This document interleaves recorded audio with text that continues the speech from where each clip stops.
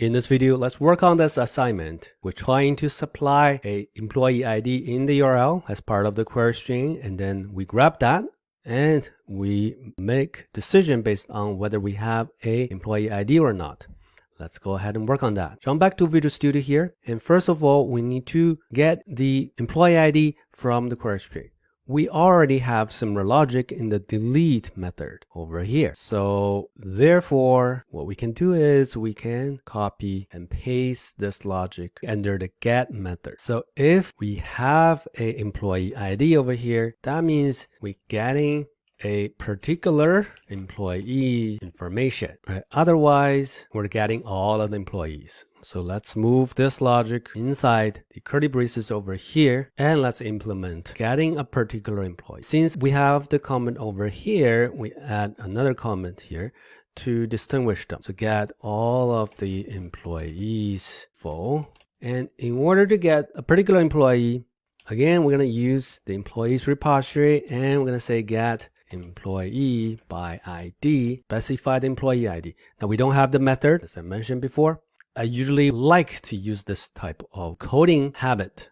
It's almost like test-driven development. You create something and then you see the red squiggly line and then you try to get rid of that red squiggly line. I need to implement this get employee ID because I know that red squiggly line here.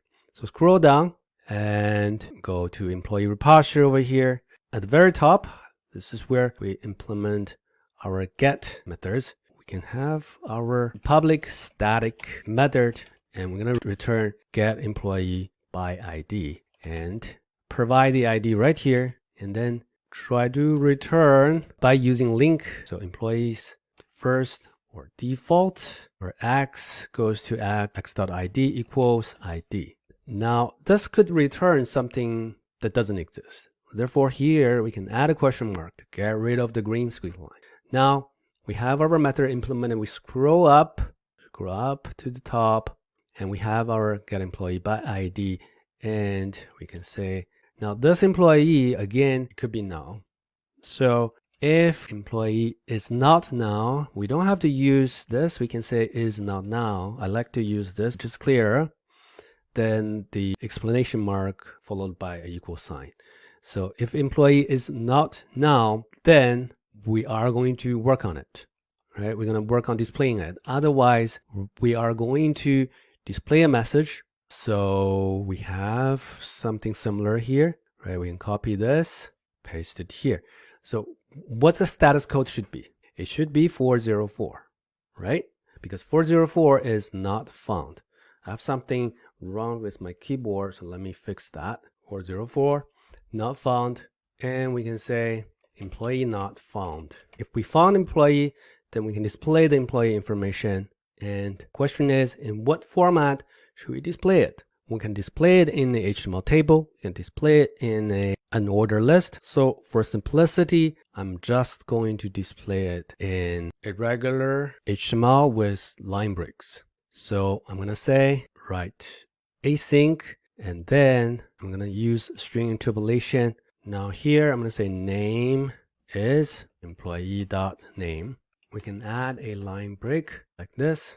Then we copy and paste it twice. And for the second one, we're going to show the position.